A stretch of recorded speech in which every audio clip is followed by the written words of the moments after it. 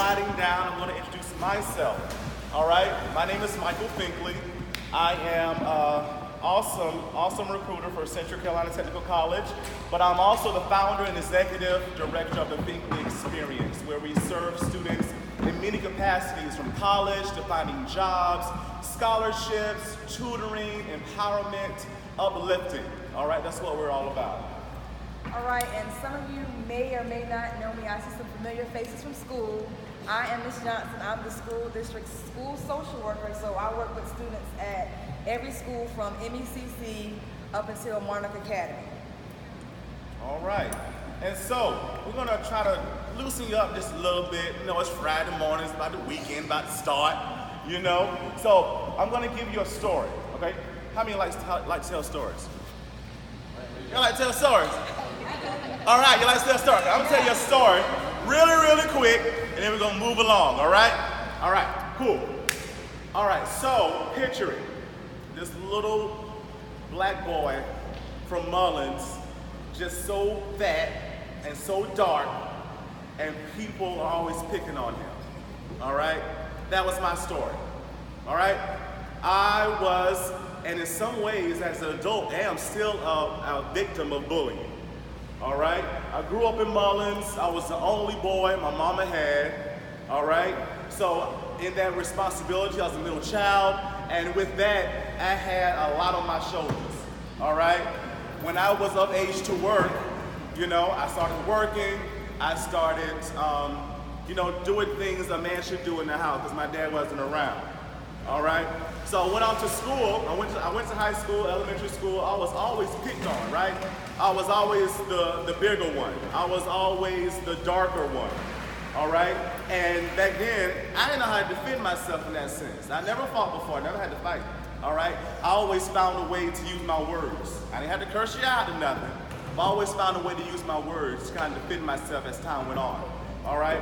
But it affected me in some ways. I didn't realize until I became an adult, all right? It affected my self-esteem. It affected my confidence in myself. When people saw something in me that I didn't see in myself, I'm like, oh, that's not me. Thank you, but I don't see it, all right? I always say that in my mind.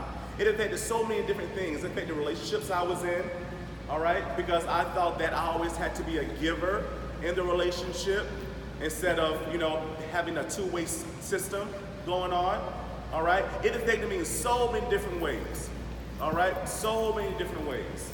All right, even in my academics, all right? I know that I'm an A and B student, but when I started making all these C's and D's and F's in grade school, I knew something was wrong. And my mama, you know, she knew something was wrong too, because all the whippings I got, all right? And so as time went on, I went off to college, and when I went off to college, I sort of found myself. I went to D. Allen University in Columbia, South Carolina, yes, all right? And when I started getting involved in my campus, and I started talking to people, and I started getting more active in the community and that type of thing, I started to find myself, all right? I said to myself that I can do things to actually increase my confidence and my self-esteem as well.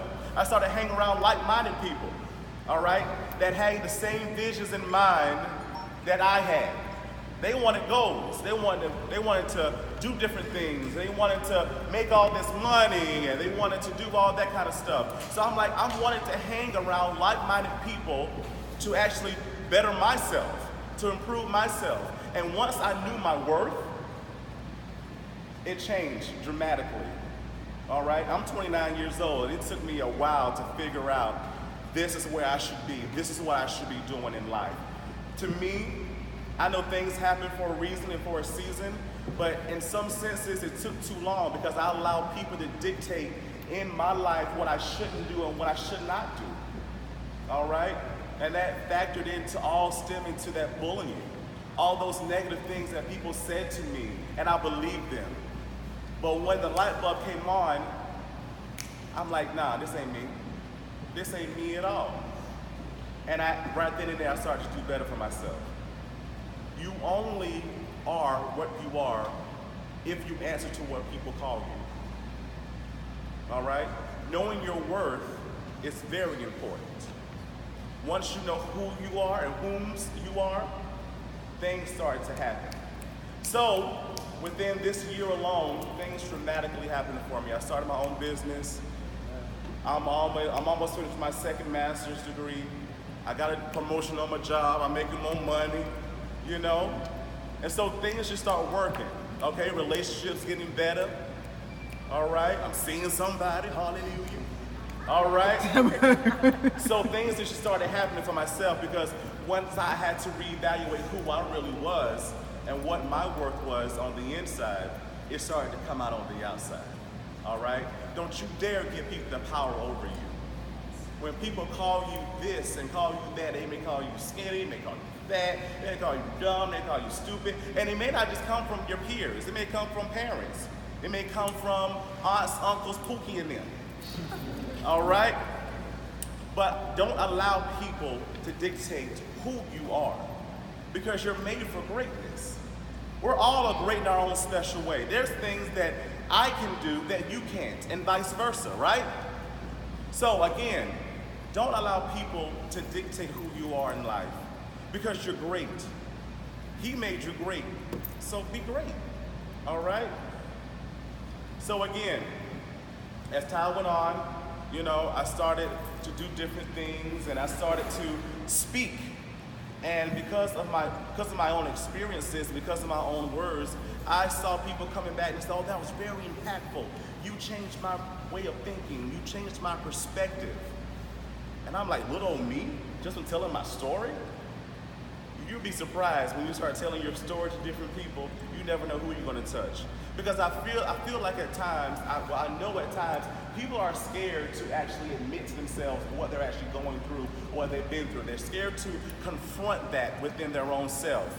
And that's what they're fighting against. So if you allow yourself to be true to you, speak your own truth, no one else's, to speak your own truth, you'd be surprised how you can impact others, how you can save others as well. You just never know the power that lies within you, all right? So repeat after me. Can't stop?